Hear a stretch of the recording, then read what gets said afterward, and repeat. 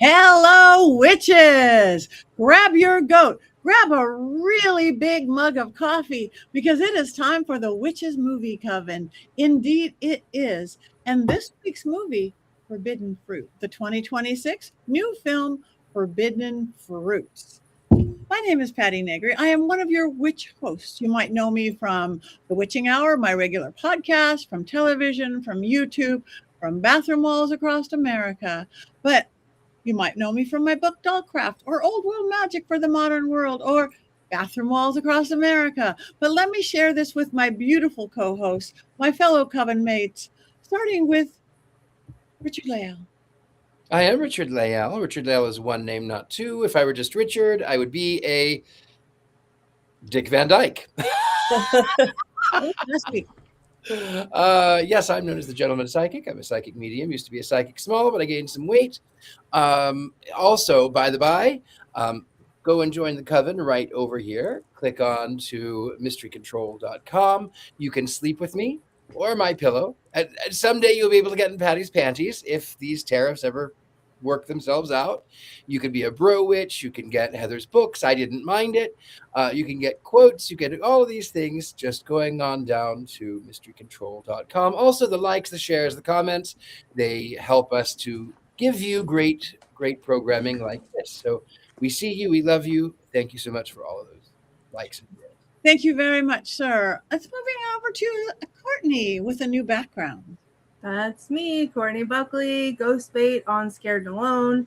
Finally, have my spooky background back.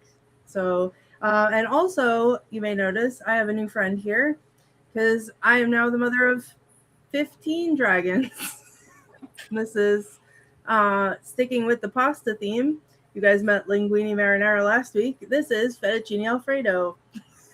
So, he was, I don't know, the best snake ever. So, aside from linguine, but he's pretty cool.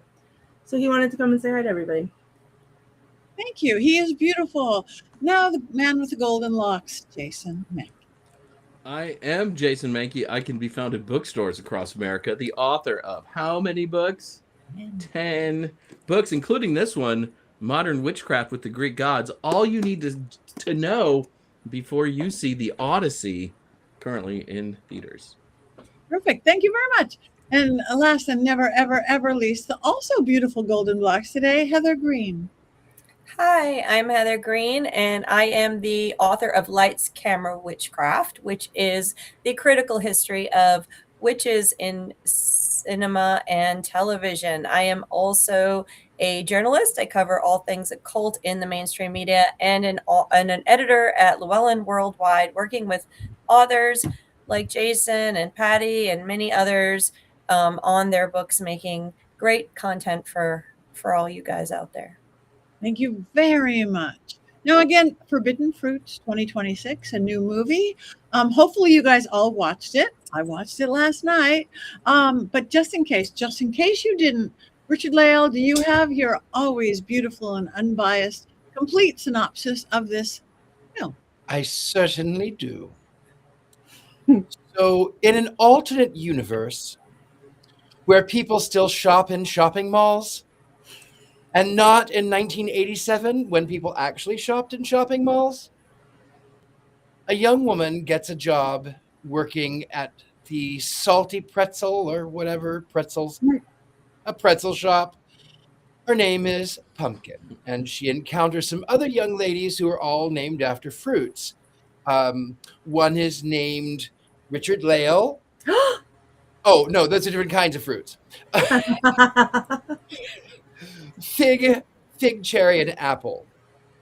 They work at a high-end fashion shop inside a shopping mall, and the young woman comes in and joins the coven. In an attempt to be mean girls, meets the craft, and that's Kraft, craft. They go on a 10-hour journey of shopping mall life where you find out that they have one thing in common. Their fathers are dead, and they have joined this coven. They're all named after fruits. One of the former coven members was named Pickle, and she broke the coven rules. She ended up by warning Pumpkin not to be part of this coven because Apple is evil. And then she unalives herself by stepping off the second floor balcony in front of Fig and Pumpkin. And then all kinds of chaos ensues. We find that they have been spied on by, of course, none other than Pumpkin herself. And then more unalivings on an escalator. And then there is Fig is cut in half by a falling sheet of glass. However, whatever. And then they end up by washing. Apple and Pumpkin are the only ones left at the end of the story. And they wash the blood of the other girls off of their bodies in the fountain, which was reconstructed from Mean Girls. And then they fight. You find out that they are sisters, not just coven sisters, but they are literally sisters. And Apple unalives Pumpkin. The police chief finds that the doll has had a secret camera in it, and it has been streaming onto her phone. Fade to black. Apple ends up at another store opening in Phoenix, Arizona, because, again, everyone loves shopping at shopping malls. They just love them. And this coven is where everyone is named after flowers. The end. Roll credits 10 hours later. That was it. Wow. Thank you. Wow. Yeah. Okay. Thank And you. I watched it at 3 times the speed, and it was still 10 hours. Wow. Thank you very much. And just in case you didn't get everything to know about that film, well, almost everything, but not quite everything. Heather Greene, do you have some more information for us about this? Sure, but before I go to my 5, I have to react to one comment that Richard-Lael says, is that there are locations in my area in Atlanta that people actually do go to shop at shopping malls. Some of them are outdoor shopping malls. Those are more popular. And then there's one really bustling one that's actually right across from the event I was just at. It's one of the few where people still go. Most of them have died and gone away, but there are some where people still go to shopping malls. So it's not completely dead. Maybe not the same as 1987. You can Not try a- shopping malls from my cold, dead corpse fingers because the convenience of having all the things I need in one place. And as we all can tell, I have impulse control issues. So I love a chance to exercise that, which is the mall. That's how I got this, as a matter of fact. And I would like to point out that my holiday traditions involve going to a shopping mall on Black Friday for what my wife and I call shot and shop. So that's 3 of us now who still go to malls. A clear majority. I don't go to malls, but I know the teenagers still do. They're, especially the outdoor ones here in our area, are super popular. I do try to avoid malls, but yes, they are a thing. Yeah, they are. Still. In LA, we are outdoor ones. We have the Grove and we have Americana by a builder architect. They're like little Disneylands because there's trains and fireworks and water features. They're still very popular. Some of the big indoor ones are very sad. But whatever state I was in a few weeks ago, I was in a really, really big mall. Yeah, that Mall of America in Minneapolis is for me a living nightmare, but it's crowded. So, but 2 Spencers though. What more could anyone ever need in a mall? Yes, Two. Because that way then you can, where else are you going to get your plastic poo? I mean, really, What? what's the world coming to? Sometimes people need a 9 Inch Nails t-shirt very badly. At the same time as they need a personal massager from the back. You know, you never know. Yeah. One-stop shopping at Spencer's. Lots of stuff. well, let me get on to the movie itself, Forbidden Fruits, which does have a mall in it. It takes place in a mall, in fact, and not one that has a Demogorgon attacking it or anything like that. This is a different different mall. This is a 2026. What was that? But it's spelled MAUL. Yes, we'll spell it differently in this case. 2026 movie that premiered at South by Southwest, a indie film directed by Meredith Alloway, written by or co-written by Lily Houghton, based on her stage play, which premiered in New York in 2019 off Broadway, successful enough to warrant people wanting to write it, turn it into a screenplay. She co-wrote it, and then it became this film. It was actually filmed in Toronto, which somebody wrote in the chat that it was filmed in the same place as Mean Girls, and we'll get to Mean Girls in a little bit. The other interesting thing is that this takes place in a store called Free Eden.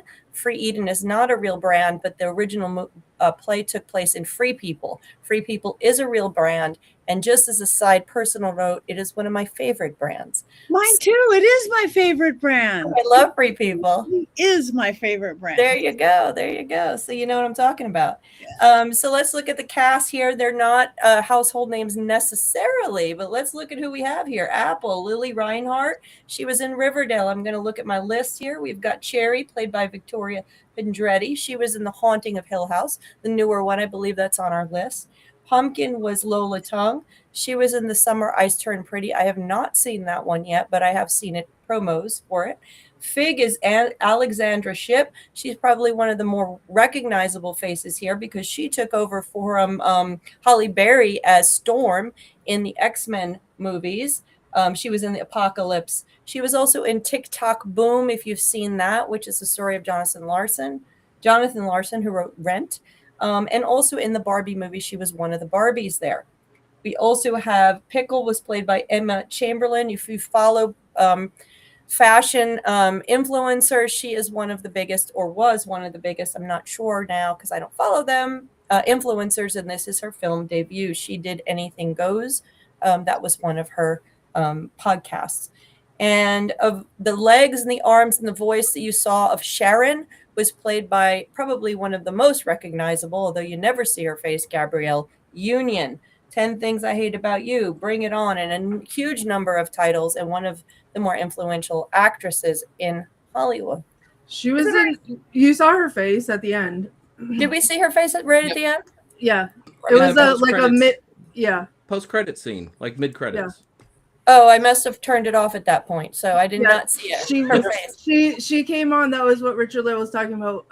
The chief of police. She was undercover working the case because Apple was accused of poisoning 2 people. So then she walked in, and the guy was like, "Ma'am, you can't be here." And she's like, "What? I'm the chief of police," or whoever she is, like lead detective. Yeah, whatever. And she's like, I've been here."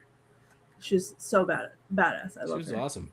Yeah. I had completely missed that. I turned it off probably because I had to take my afternoon walk before it got too late. So I turned it off as soon as the credits rolled. I didn't think we were going to get a Marvel situation. Oh yeah, big time. So I just got to keep watching every time now. Extended Forbidden Fruits universe. Yeah, exactly.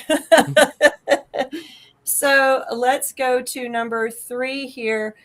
Teen Witch Coven and Teen Witch movies. Now, clearly, I said mention Mean Girls. There is a number of films that are based, that are have this would have recalled for you. Of course, The Craft and The Craft Legacy, and of course, Mean Girls, and my personal favorite, Heathers, which is the OG of this one, right? Heathers came out in the 80s. Then you had Mean Girls, and of course, The Craft, and then Craft Legacy most recently, where you have 3 girls who are particularly mean, and they adopt in a fourth one to complete their little group. And each one, there's a and I will go through this real quick, but each one of those 4 movies have similar tropes, similar characters. You have the lead, Nancy Frankie, Heather Chandler, and Regina George, and you can say who did it best. Then you have the character that's kind of like not dumb, but kind of a little bit more ditzy or innocent or something, Bonnie Lourdes, Heather McNamara, and Karen Smith. And then you have the smart one, or you have the other one, the third one, who's a little bit smarter, a little bit more sassy, Rochelle Tabby, Heather Duke, and Gretchen Wieners. And then, of course, the new one, Sarah Lily, Veronica, and Katie. Sorry, I had to do that. And Katie Heron. So they have the same model, and that is partly on purpose because it recalls that. But this movie was definitely born of that tradition. 2 of those movies have magic. Of course, there you go. That's Heather's. Turned into a musical, by the way. And Mean Girls was as well. And that was born of this tradition. And we all, of course, most of us recognize 1 or 2 or 3 or all of those movies in this for sure. But this movie was based on as a play. As I said, the play was called, hang on a second, it was on her shirt. Of women came the beginning of sin, and through her we all die. It was a contemplation of the temptress Eve. You can see that in Free Eden being the store in the movie, the presence of the apple, poisoning with the apple. So you see that kind of contemplation of Eve and the temptress woman. But what's interesting to me is that the writer said she was interested in exploring female relationships and femininity. And that's what this is in the play. The play had no magic in it. It didn't have any death. It was not a slasher film. What set it off was someone stealing a pair of panties out of the store. But you can see a remnants of it. There were scenes taken from it. You can see Apple is wearing a shirt at the end where it has the name of the play on it. You have, and the other interesting piece is the ending, which I thought was actually pretty clever if you knew, but in the play, the girls are named after flowers. They're not named after fruit. The fruit is for the movie. And so at the end, when she goes into the new Free Eden store, the girls come in and go, "Hey, flowers." That was taken from the play. So there's remnants of the play in it. The calling each other babe, which came from the writer's own experience working in retail, is in the play, for example. So you see that coming through. They changed it. They made it into a slasher. They said, let's make Mean Girls, but a slasher, was sort of how it got started. And here you go, Forbidden Fruits. Finally, I want to talk about the magic in this. And I think we'll get into it over the show because everybody will have thoughts on this. This movie is very 2026. It's very conscious of the modern witchcraft community. There is no way you can not see that. The actual director did say she's into magic herself or into meditation and manifestation. She goes to enchantments in Alphabet City in New York all the time, regular customer. And one of the actresses is known to be a witch, Alexandria Shipp. She reads tarot. She's known to be a witch, practicing witch. So you have that presence very strongly within the crew and cast itself. And also just the people know about it now because it's way more out there. Internet, Gen Z language, Gen Z knowledge. There's mention of, other than like the normal stuff you see, the word hex and pentacles and other tarot, you see pictures. I'm just thinking of some of the other things. But you also have words like witch talk. You have, they mention the elements. They do the seasonal stuff. There's so much stuff around them that is very reminiscent of 2026 understanding, more broad understanding of witchcraft itself. They even mention Mercury retrograde. Hello, that's pretty funny. That was ironic.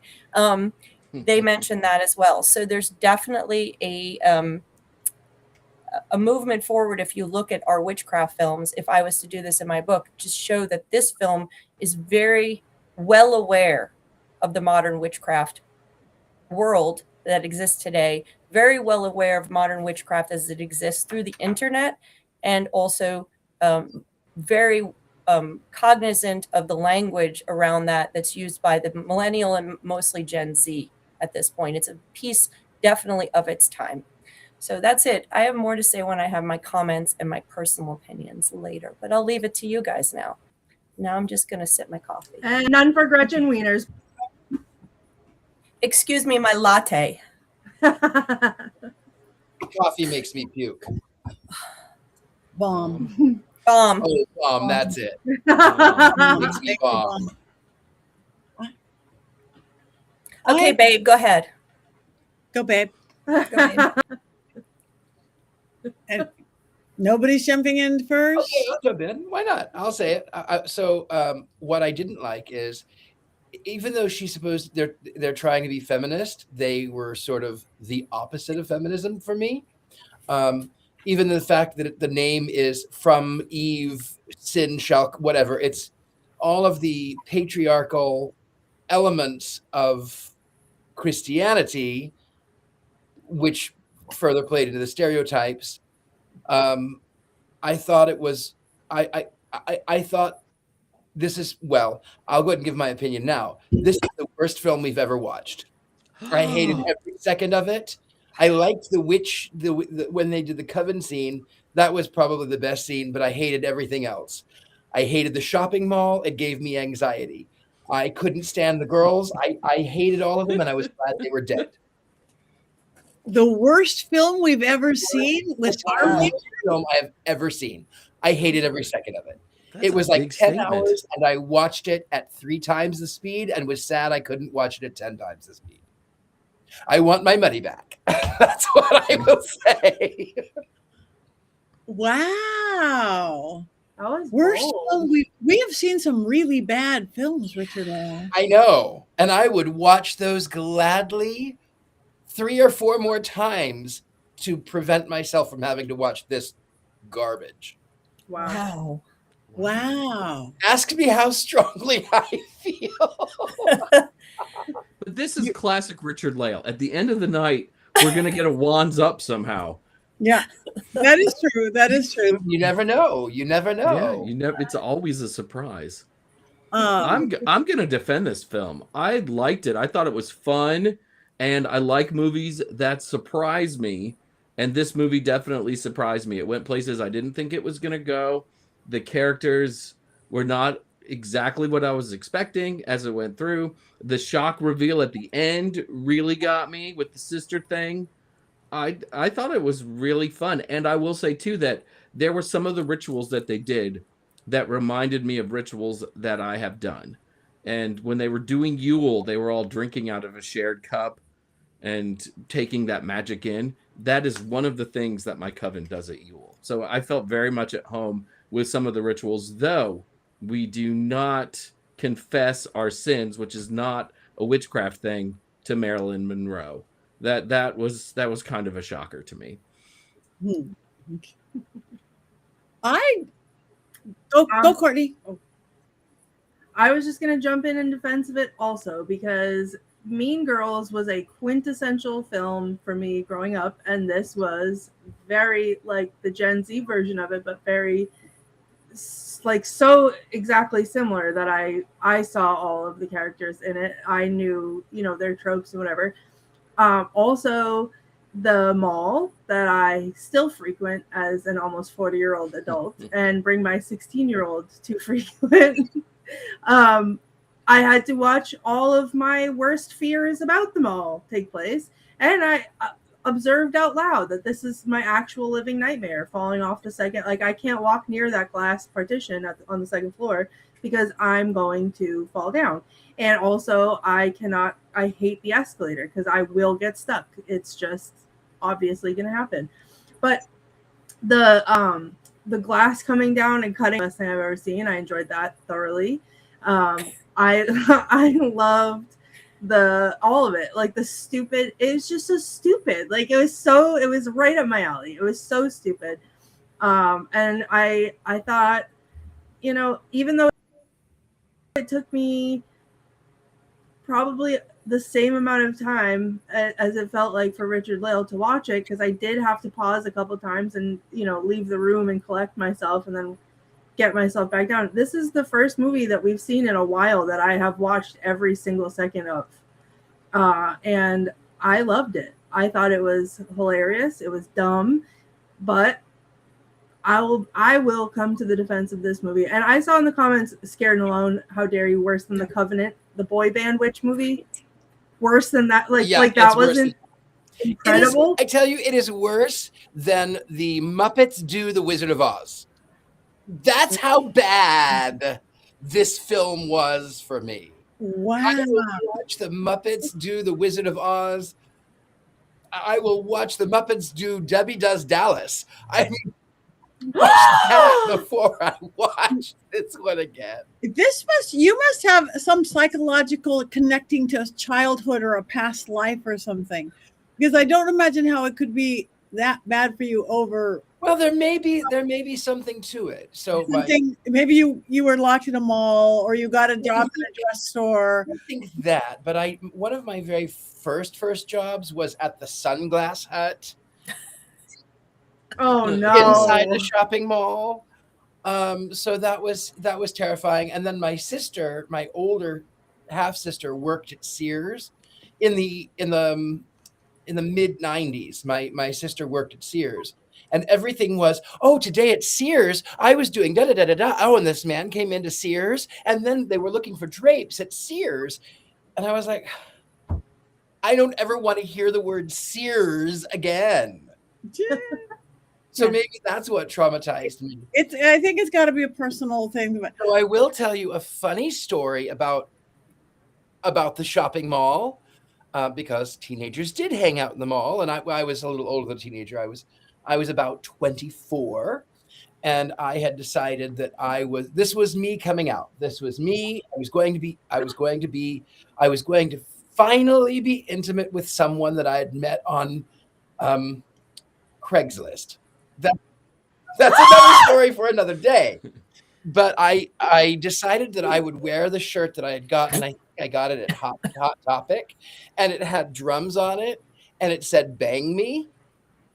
And so I got dressed. Here I was, Sunday school teacher, and I wore that because I thought it was funny, but also because. And I told my parents that I was meeting with a friend at the shopping mall, and that I would be back later on. Well, I didn't want to lie, so I decided that I would go to the shopping mall after the fact. And I did. And then, of course, I run into everyone that I know, people from my church and people from the hair salon. And I was certain that everyone could smell, I smell sex and candy. That's what I thought everyone was going to do. And I was so paranoid that everyone knew my dirty secret, which they now know for a fact to be true. Did you still have on your Bang Me t-shirt? I did have Bang Me. At no point in that story was I prepared for what the next thing out of your mouth. That might have been my favorite Richard-Lael story of all time. I don't know what my favorite part is. Craigslist, the t-shirt, the mall, running into everyone you know. What? Maybe I'm traumatized in this lifetime about shopping malls. Maybe that's what it is. It has all the elements, though. It really does have all the elements that you want in somebody's relatively scandalous story that's really not very scandalous because we're adults. But, when you're young, though, holy crap. That was a better Forbidden fruits. Yeah. I will tell you one day, one more mall story. I was the choir director of my church because I was a good evangelical Christian. And I was the choir director of my church, and I was looking for new clothing to wear to church. And I decided that I was going to go to Hot Topic and find pleather pants and fishnets. And they said, "Oh, you're going to go raving or going to clubs?" And I went, "No, I don't do that. I'm the choir director of my church." Did you wear that to church? Please say you did. I had another shirt over the top of it, but I did wear the fishnets underneath, and then I wore the pleather trousers. That I wore them to church all the time. Incredible. I love 10 it. out of 10. Amazing. Okay, I don't know how I felt about the movie, which is weird. I liked it, but there was something amiss. I couldn't figure out what that was. Whether it was the relationships, because I like the girls, I like malls, I like Mean Girls, I like the craft, I like the magic. It felt like real ritual to me as well, Jason. It felt like I've done that. Maybe not drink from a boat. Haven't done that, but I might do that. If it was a new boat and it wasn't an expensive boat, I might do that. In the past, I liked the magic. I liked that a lot. And I liked the girly being little girlies, but I just didn't like it as much as I wanted to. Whether that was just not connecting with me, the relationships did not connecting. I got lost a little bit here and there. This is actually one I would like to watch again now that I know the big reveal at the end. I want to watch it again. Oh, they're sisters. Oh, they do know what's going on and things like that, because that completely took me by surprise. I was also taken very much by surprise that it wasn't a slasher film, and then it was a slasher film at the end. And gore got really, really gory. Really, really gory. The escalator and all that. It's like, wow, where did this come from? So it was like different kind of movies. But I didn't mind that. But I was more upset that I didn't like it as much as I wanted to like it, because I like the characters. I like the girl. I like that we're all in Eden and we have this little thing, and then the girl really lives in her car, that kind of stuff. So, but I can't figure out what missed, whether it's the editing, whether it's the directing, what was amiss, and I couldn't lay my fingers on that.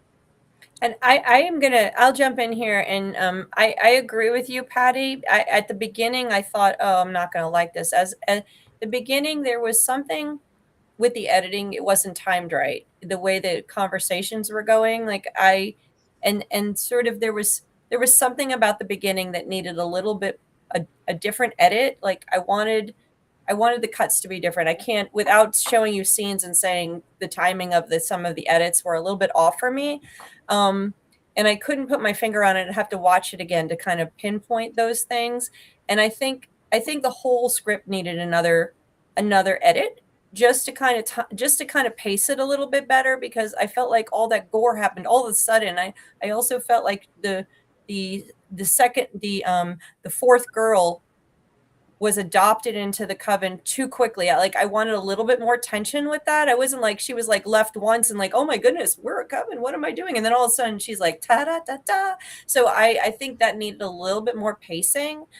So I think another edit would have done it, but I really liked it overall. And I liked it more as it went along. And once I saw what they were doing, and it was a little bit too gory for me. I don't think they needed that much gore. I think Yes, they could have because toned it it down. escalated quickly. It escalated Okay. quickly. I'm not sure. I just think there was two. Yes, ha ha ha. God, it escalated quickly. I would have liked the gore to be toned down, but that's just my personal preference. I don't think it made the movie.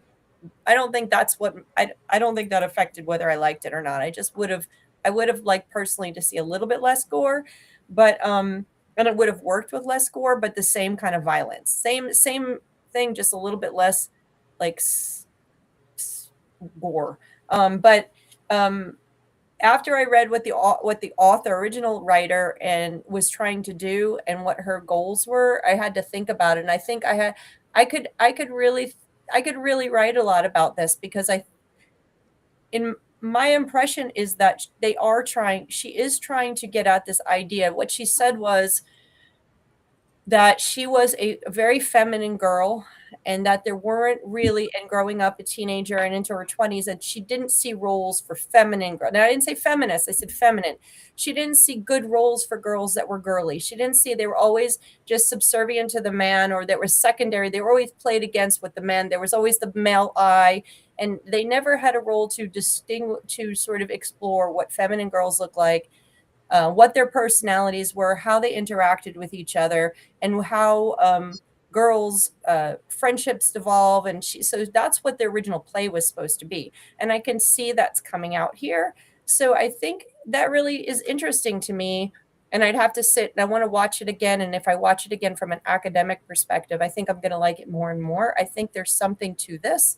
I think the ending was surprising, but yet it wasn't, especially nowadays, because a lot of the films nowadays, kind of like in the 70s, the bad guy survives. The person with the trouble survives and goes on, because there's a lot of problems lurking around. And so you find that in films when there's a lot of problems lurking around. So I wasn't surprised. I didn't see the Marvel ending. Sorry, guys. See, I thought I'm sorry to interrupt, but I thought it was completely predictable. But when you find out her father is dead and the other girl's father is dead, and then she calls her mother and she says, from the very beginning, she's locked in the store and she says, I'm having a slumber party. Yeah, it's her. I know it's her. So to me, I was like, oh, they're sisters. I already. Oh, I'm not talking about the sister part. I'm talking about the survival of the redhead. In all of these other movies, Mean Girls, whatever, the Heather Chandler, Regina George, these characters don't wind up being the heroes or the surviving four. You wind up with the I can't think of their names now. I have my chart with all of their names on it. Veronica. Big Apple. Yeah, Veronica, Sarah, Lily, all of the ones that are the final girl who kind of champions over the coven is the girl that is the good girl, the one who's the natural magic. Like in the case of the craft, she has natural magic. Lily and Veronica, etc. So here you have Nancy from the craft being the final survivor of the coven and moving on to then go to a new coven. That is something different for these movies. And now she's going to do it with the flowers, we assume, the same thing. And it's an interesting development. I think it's fascinating. And I, in the end, did enjoy it. I do think some editing, I think that's what Patti was getting at. I think it needed some editing, especially in the beginning a little bit. Yes. And maybe a little bit of a rewrite just to time it better. I think it would have been that much better. But overall, I didn't mind it. Me too. I'm completely there. Though you didn't watch the Marvel ending. Was that a setup for a second movie? Felt like it, didn't it? It really did. Like, I'm going to go get this girl now. Yeah. We're on the case. We know she's murdered her father. They have the evidence now with the Barbie doll with the recorder in it. And she's also murdered poor Pumpkin. So there's an extra reason to go out and get her. And yeah, I'm hoping there's a sequel. One of the things about these movies, though, that often makes it look weird to me is, and this is a lot of horror, the casts are so small, right? Like the amount of people actually in the film is really tiny, and they're in a mall. And sometimes you're like, where are the people in the store? Where are the people walking around the mall? They're just not here. It's a mall with 6 or 7 people in it at all times. Mm-hmm. And yet all the stores are open, which doesn't make sense to me. They didn't have a budget for background people. Yeah, absolutely. And I think that's a lot of horror movies. They just don't have that sort of budget. And because it takes you out of the experience a little bit because it doesn't look real. Yeah. That didn't bother me, though. I didn't even notice that. Mm-hmm. I will have to say the note about Marilyn Monroe, and somebody else said, why isn't she someone you would worship? Now, I think the magic feels very TikTok-ish. It's relatable to us because it's there, but it's only partially there. Nobody's pulling, I mean, I don't say nobody, but, pulling off your underpants and squeezing them into a cowboy boot is probably not something any of us have done. We don't need to, well, I don't know. We'll just leave that lots at that. Experiences, Heather. Lots of experiences. So who knows? But when you're new to magic, you do a lot of things. You try a lot of things. You also look on the internet and, people do stuff. But the Marilyn Monroe thing is kind of funny because, I can relate to being fascinated with high fashion. I remember as a teenager spending all that time in New York, walking up and down Fifth Avenue, spending time in Soho, getting makeovers. For me, that was a big part of my growing up, is that whole thing. And Marilyn Monroe, I had Marilyn Monroe posters plastered all over my closet door and in growing up. And then I had Marilyn Monroe posters all over my dorms and everything. I was a big, partly film person, and I loved Marilyn Monroe, and I had her everywhere. In fact, to this day, I have a whole selection of wine bottles that have Marilyn Monroe. They will never be consumed. Their wine is probably terrible, but I only have them because they have Marilyn Monroe on them, all in my dining room to this day. So I would tell my stories to Marilyn Monroe for sure. Isn't she a deity of sorts? Just last week, I went to the Hollywood Roosevelt Hotel specifically to see her spirit because it hangs out there. She lived in the bungalow. I went to the graveyard where she was buried just last week to go say hi. She's next to Hugh Hefner. Somebody had given her a chocolate bar, a Hershey bar. It was getting a little melty and anti, and somebody had given Hugh Hefner 3 condoms. On that note, would that be Marilyn? Marilyn? And hello, Marilyn. Forgive me, Marilyn, for I have sinned. I'm not saying I'm confessing to Marilyn, but that is I don't think there's something that's totally. I think that we often talk about in people in witchcraft will say prayers. They will talk to deity, the spirits, for 100%. And I don't have a problem with them choosing a spirit of someone who's famous, someone who means something to them. It could be a parent, a ancestor, or it could be a famous person. I mean, you go to Paris and you go to the grave of Jim Morrison. That's a spiritual event for a lot of people. I mean, you look at his grave, people go there for that. I don't have a problem with that. And she was deified. Oh, sorry. Go ahead. I was just going to say she's definitely a candle in the wind. That's right, babe. I have seen Marilyn candles, like at Oz or those kind of stores where you have the Jesus and all the saints. I've seen Marilyn. She is for sure. She was deified I have a prison. Sorry. She was deified in The Who's Tommy when they were talking about Our Lady, and it was Marilyn Monroe, and they're walking along with her as a statue of like a saint, but she's Marilyn Monroe, and I think in some way she represents Venus. That's my thought too. Courtney, you were saying? Oh, just in terms of the candle, I have a Prison Mike candle from The Office. Oh, where he wears like the purple. Yeah. Yeah, I know what you're talking about. The worst thing about prison was the Demento. Sometimes you need to talk to Prison Mike. So. We'll have to pick The Office one of these years. You know, you and at It'll least be your birthday. You and I show, Courtney. Hey, I've watched The Office. And then I'll find 10 reasons why The Office is a witch show. Try me. Yeah. I did it with Anchorman. Yay. So, all right. So we all have different opinions, lovely opinions, all valid opinions. Do we have any quotes? Oh, do we have quotes, Patty? I have to censor some of these, but they were too good to not include. Okay. Our magic isn't some witch talk rip-off fluffy bunny bullcrap. To put it simply, our magic is the mundane crap you would have been executed for in Salem. And you know what? I'll allow it because it was a good line. You know what? When I heard that line, I thought that this movie had done some research and some homework because Fluffy Bunny is such a term in our community. And I was like, bravo. That was when I got sucked in completely. Sorry to cut off the quotes, but that's an important quote, I think, showing that they did do the homework. They're part of the community. I think the witch talk too. Yeah, the witch talk part too. For sure. Big time. Being a witch is being a sister, and we all need sisterhood to survive. That's another very good and important one. Then their little chant: goat's milk, thigh gaps, rose petals, bone caps, truffle oil, witch with a bee slap, blood clots, juice press. I thought was just magical. I could feel it coursing through my veins as I was listening to them say those things. Then when she said Miranda Priestley would totally take you to Paris, I love the Devil Wears Prada, so that was excellent.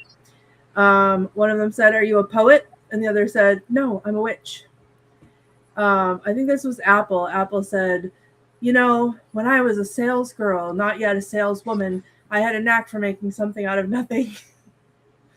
And then my favorite part is, this is one of my favorite parts, up in the paradise, doing paradise, whatever. And she's like giving them each like a little like thing that looks like drugs. And they're all dancing. She's like, "What did we take? Sequence. It's a placebo, babe. This is just what paradise feels like." And then I realized they actually ate sequence. That's what it was. So that was amazing. I think it was Cherry said, "We had plans to wistfully walk through the park at sunset. I had to walk wistfully by myself." Apple said, "I know yesterday was whack, but it's really not my fault because I Googled it and Mercury was in retrograde. So there you go." And I feel like that's something that I say a lot. Fig said, "I washed her brain matter out of my fishnets," which I thought was hilarious because I like that. And then she said to Norman, "Take me to Ed Sheeran, baby." And then Cherry tripped and launched the meat cleaver into Norman's face, which was incredible. And she's like, I tripped. Well, surely we don't have to sacrifice Shirley Temple anymore. And Patty, I thought of you at that point because they were not going to sacrifice the cat. And then they said, someone said to her, Apple, what happened to your robe? And she said, it's deceased. And I'm going to start saying that. Thank you. That is. I have two more. Oh, sorry. I thought you were done. Yeah. Nope. Then Cherry says Shirley Temple gets triggered by natural disasters. I feel like I too get triggered by natural disasters. So I like that. And then, of course, forgive me, Marilyn, for I have sinned. So there we go. And those are my quotes. A nice supply of quotes. Thank you. Mr. Mankey? Mr. Mankey, do we have a movie moment? What I have tonight are a lot of questions about this movie, and some of them we really haven't addressed tonight on the show. And sadly, I don't think I'm going to get very many answers to these questions, but I actually have a ton, and I had to cut some for time because I didn't want this to run for 20 minutes. But I have to start with the question, are these four girls the only people who work at the Free Eden store? Because you don't ever see any other employees other than the manager. And then, to stay at the store, these girls seem to steal clothes 24/7. Is there an inventory system here? They also halfway live at the store.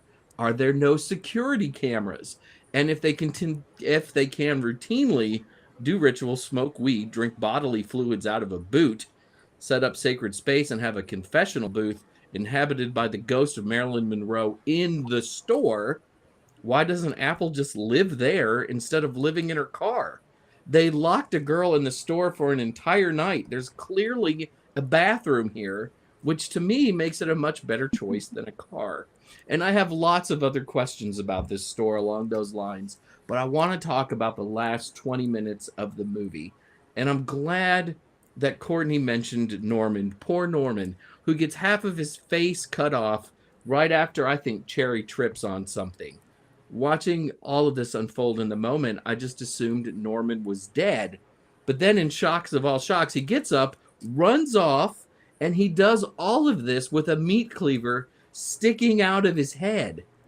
And if you were hitting the head with a meat cleaver, wouldn't your first thought be, I need to call 911?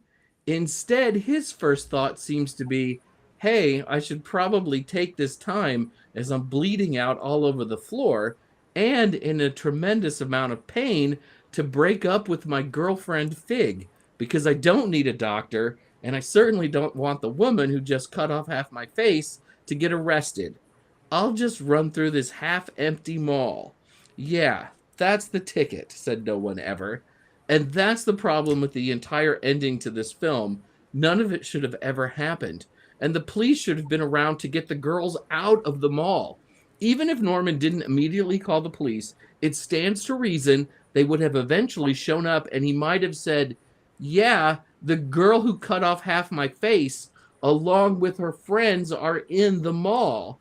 And then the police would have said, let's go arrest the girl who cut up this dude's face, or perhaps just, let's get those girls out of the mall because a tornado is coming.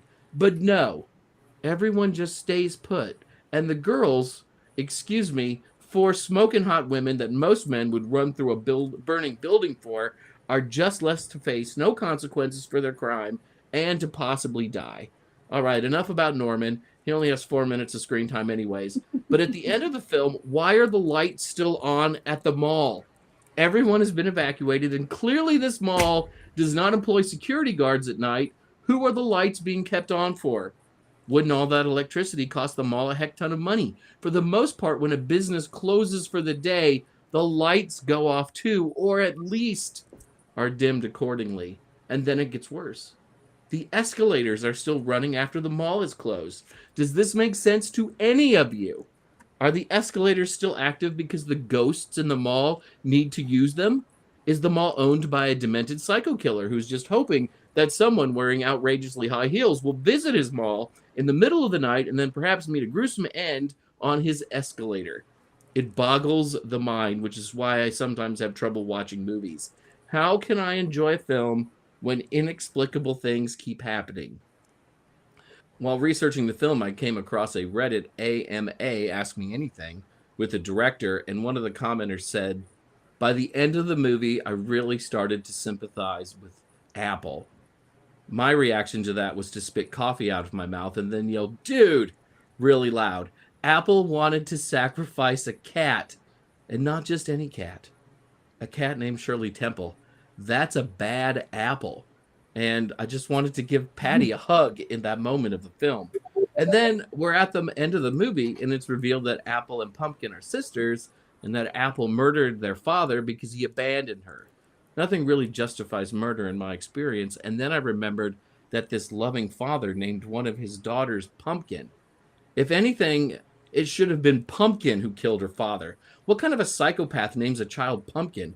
No parent should give a child a name that can easily be turned into an insulting nickname. While writing this, I came up with 5 insulting nicknames from Pumpkin right off the top of my head. Plumpkin, Pumpkin Lice Latte, Dumpkin, Pumpkin Brewster, and Trumpkin. And not all of those are good, but you get the idea. And now I'm siding with Apple. Maybe this father deserved to die. But my biggest question going forward is this. Will there soon be a witchcraft tradition inspired by this film, set up around confessing alleged sins to the ghost of Marilyn Monroe? I urge you all to please tell me that is not going to happen. Oh, I'm starting it Oh, tonight. me too. Yes. Yeah. I'm pulling thanks. out those bottles. I'm going to start the confessional. Yeah. Yep. 4 months from now, Llewellyn's Marilyn Monroe Witchcraft by Courtney Buckley and Heather Greene. I'm in. Let's go, babe. That is All ears. beautiful. All right. All right. We've got a movie. We want to know what you guys think. Grab your wands or your coffee mug or whatever you're doing. Let us vote on Forbidden Fruits.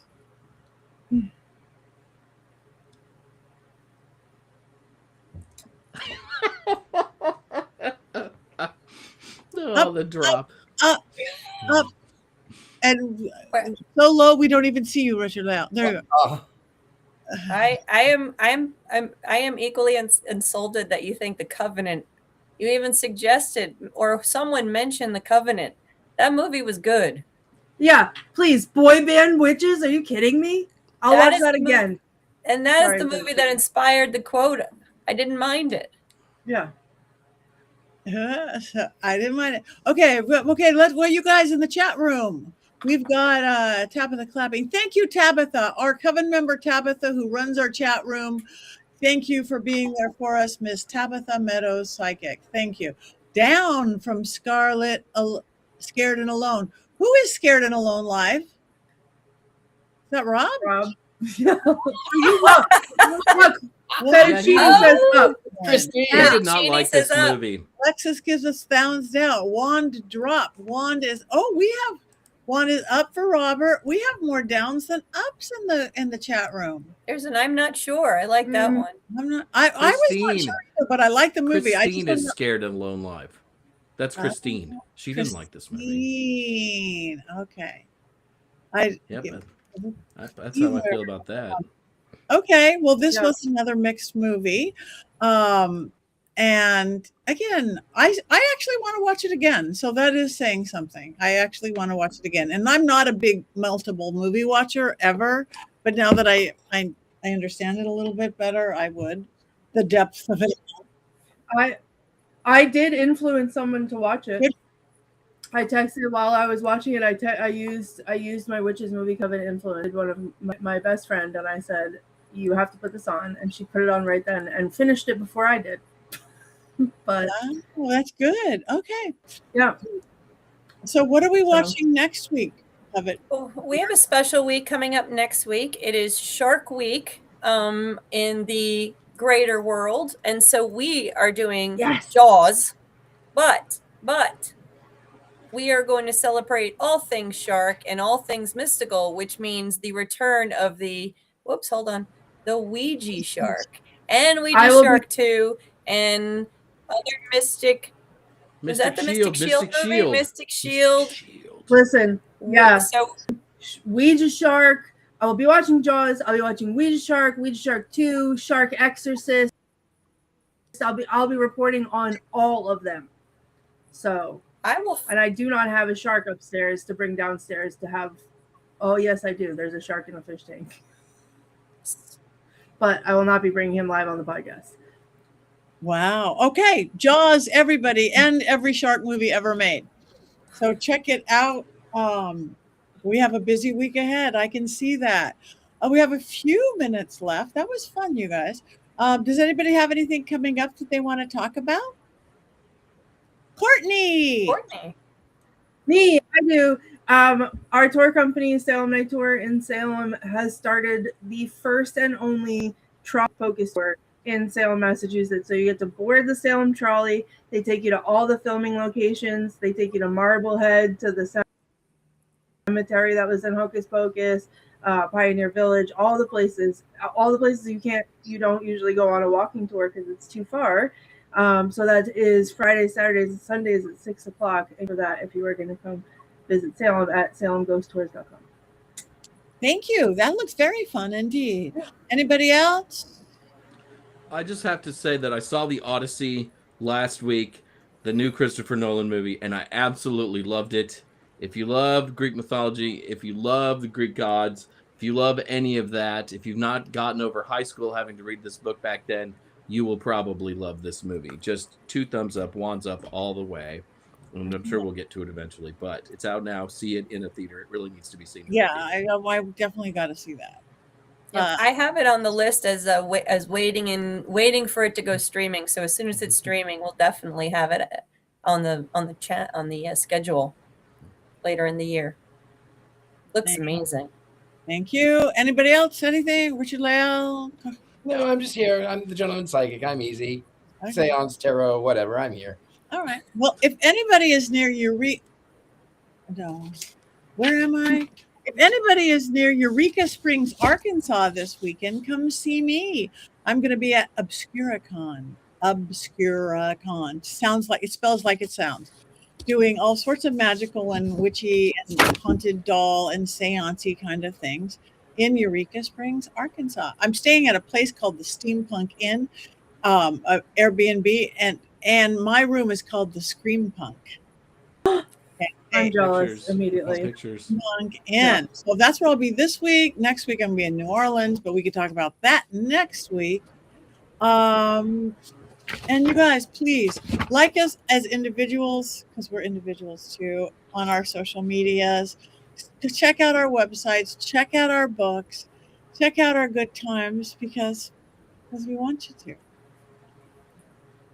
And yes, Courtney has a pretty. And thank you to Christy Cragen. Snake is pretty. This is, in case you missed it, fettuccine Alfredo. Oh, and he loves Jason. He's been opening his mouth and trying to get to Jason this whole time. Awesome. Thank you, fettuccine. Yeah.